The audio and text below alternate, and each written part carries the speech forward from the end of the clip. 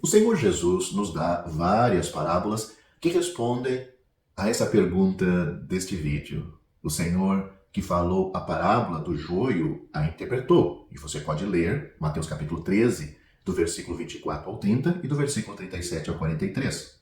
Os anjos separarão o trigo do joio, versículos 39 e 40. O trigo representa os filhos do reino, versículo 38.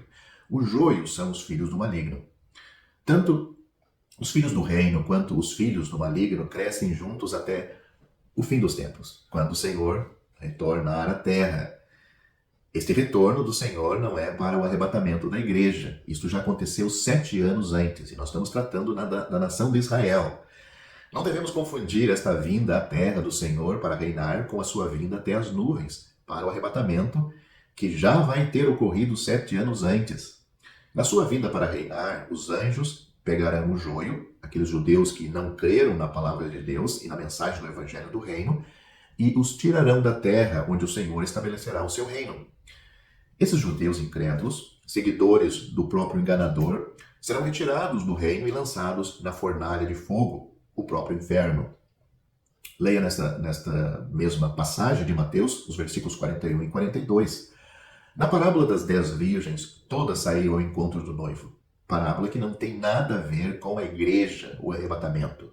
Isso está em Mateus capítulo 25, do versículo 1 ao 13. Todas elas professaram estar esperando a vinda do noivo com sua noiva, a igreja. Note o versículo 7. Portanto, o noivo vem com a igreja. E essas virgens são judeus.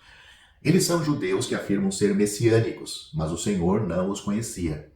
Parte deste grupo são judeus que não tiveram o poder regenerador do Espírito Santo de Deus capacitando o seu testemunho. Suas lâmpadas de testemunho se apagaram. Nem todos os judeus messiânicos professos serão salvos e entrarão no reino. Na sequência, temos a parábola dos talentos, aí Mateus capítulo 25, do versículo 14 ao 30, que nos direciona aos líderes judeus responsáveis por guardar os valores do homem que partiu para um país distante. Este homem é o Senhor Jesus. Dois servos,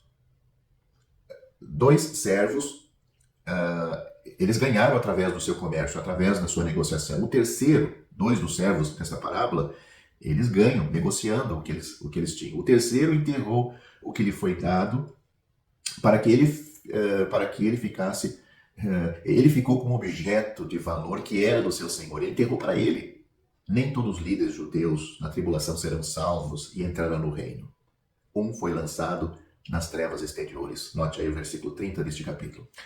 Mas todo Israel será salvo. Israel, que significa, a palavra Israel, o príncipe que tinha poder com Deus. Gênesis capítulo 32, versículo 28.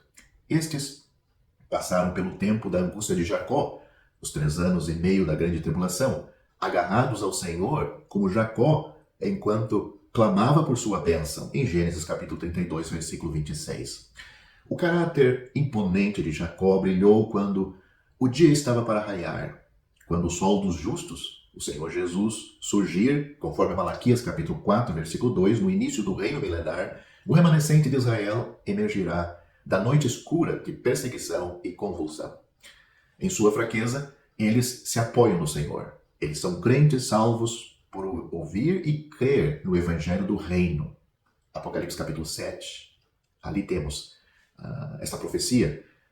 Eles permanecem aqui na terra para reinar com Cristo por 1000 anos, enquanto os incrédulos são removidos para o fogo do inferno. Todos os restantes, todos os que restarem das nações que também foram salvos, que aprenderam a confiar no Senhor, serão salvos do inferno e entrarão no reino. Portanto, o evangelho do reino, que alguma seita hoje diz estar pregando, é um evangelho que vai ser pregado ainda no futuro, pelos 144 mil israelitas, que vão pregar para a nação de Israel, principalmente, as nações que estão à volta de Israel, que hoje não recebem o evangelho da graça, não querem receber o evangelho da graça. Portanto, dentre de toda a nação de Israel e as nações, ouvindo o evangelho do reino, essas pessoas serão salvas.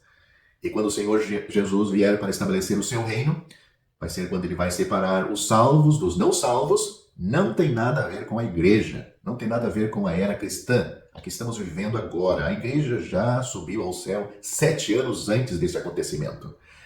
Portanto, os salvos pelo evangelho do reino, os que estiverem aqui, vão entrar no reino para reinar com Cristo. E os que não são salvos, bodes, eles vão ser lançados no inferno.